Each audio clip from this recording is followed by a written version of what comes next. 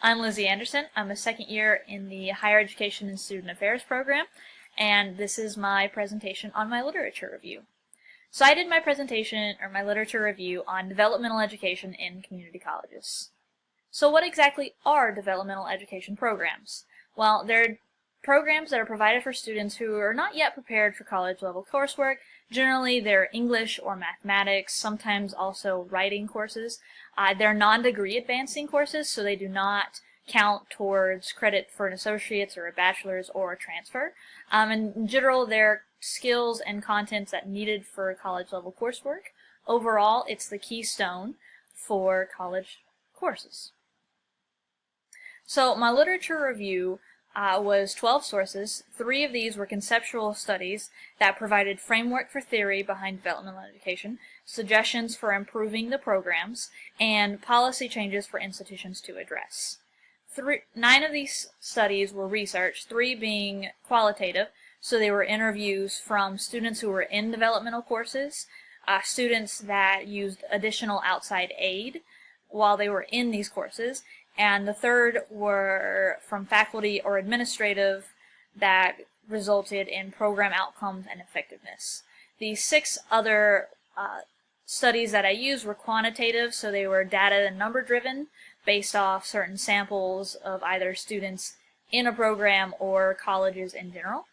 This served as a comprehensive study of developmental education. I talked a little bit about the history of developmental education, how it sort of has always been in colleges from college level prep in the early mid-1800s to today, where they have programs that are specific to development education in the community college. I also provided sources for criticism, those who said we should not continue with this, those who were in support of it and said developmental education is necessary and essential for community colleges, and then I also provided sources that talked about suggestions for improvement of these courses.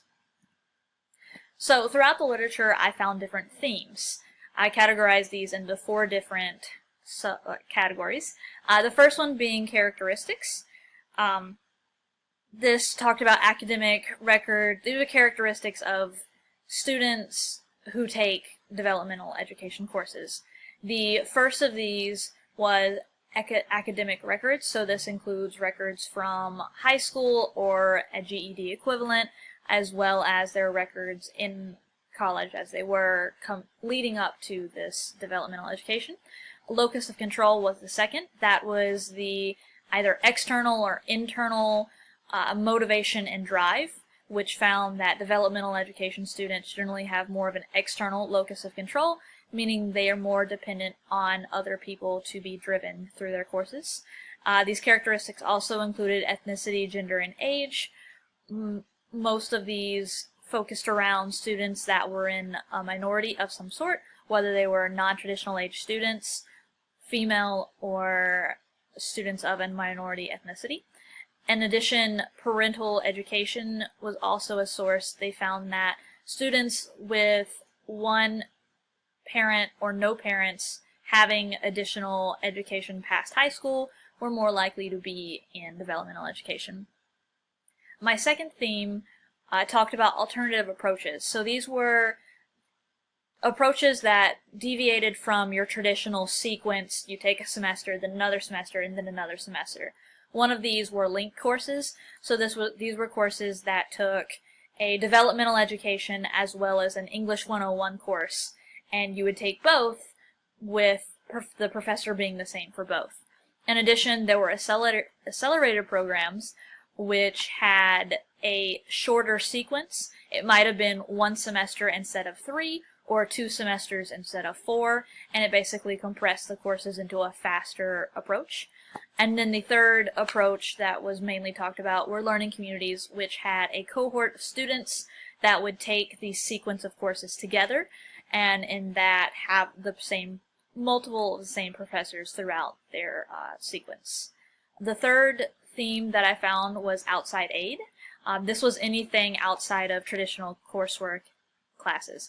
The first of these being learning centers. One of the biggest themes I found were community colleges with learning centers that had all sorts of different kinds of aid in them that students would go to, and a lot of these learning centers focused on developmental education students. Supplemental instruction was an additional piece of outside aid that I discovered. This is very similar to what we have here at USC with so most of our courses have that in our Student Success Center. In addition, tutors were found to be an outside aid, as well as advisors that were specific to developmental education students. The fourth theme I found was student persistence. There were multiple studies that found that success in developmental courses led to success later in college-level coursework. This also stated some suggestions for student persistence that based on this success continuing through college, that there should be a requirement of developmental coursework for students who take a test and place needing these courses. And so now I'm going to show you a short clip about a student's experience in developmental education.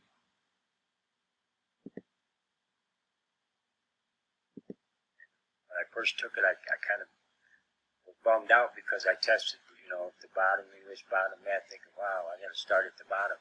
But then once I did it and realized that this is a step-by-step process, I was so grateful that they had that testing, that they put me where I needed to be, because everything was for a reason.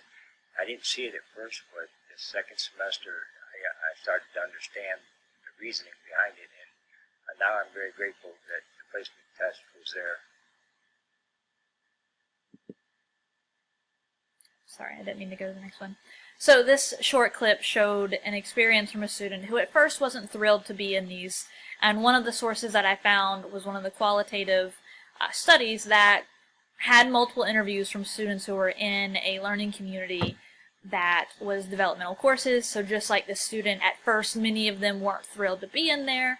Notice that the courses were English 56 instead of English 101. And they stated that they didn't feel like they were valued and that it sucked that they weren't in these courses. But as the semesters progressed, they understood why they were in the courses and really not only found that the professors were more one-on-one, but also that they knew why they were in the courses. And finally, I wanted to provide a slide that had the in support and the criticism of developmental education. For the ones in support, multiple sources stated that it promoted equity and access, that most of these students would not otherwise attend college. These were students that were underrepresented in majority population and students who they needed this developmental education to succeed in college. And also that this would maintain the rigor of the college level courses. They did a study where they found that when there were not developmental education courses in place, there was a more diluted coursework of general education courses, and students found that they were not being challenged in these courses. However, the criticism for developmental education was that it's too costly. You're spending more money on courses that do not count for your degree. There was also the common idea that you're educating twice, once in K-12, and then the same exact thing in developmental education courses, which, fun fact, is not actually the case. There was another source that debunked this, saying that when you have developmental education courses, these courses are the first time these students are seeing it. So they either didn't get it before in K-12 or somehow missed it, something like that. So you're actually teaching them these skills for the first time. And then in addition, they were stating that completion rates were too low and that it just wasn't worth the additional efforts and money and instruction for these students who weren't completing the tasks.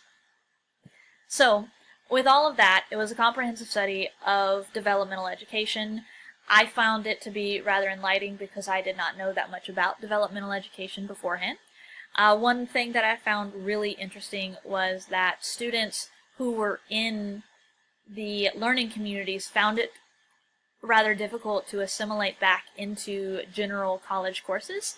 They stated that the one-on-one professor-to-student ratio was less, and they weren't getting the support that they were getting in their developmental courses in the college level courses. All of this together kind of shows you that the students who take developmental courses really get a benefit from it. And without them, the students probably would not succeed in any kind of course. So, as always, if you have any questions or comments or concerns, you can post them in the comment section below, I guess, where I'll put the link in the thread. And I look forward to hearing what you guys thought about my presentation. Thank you.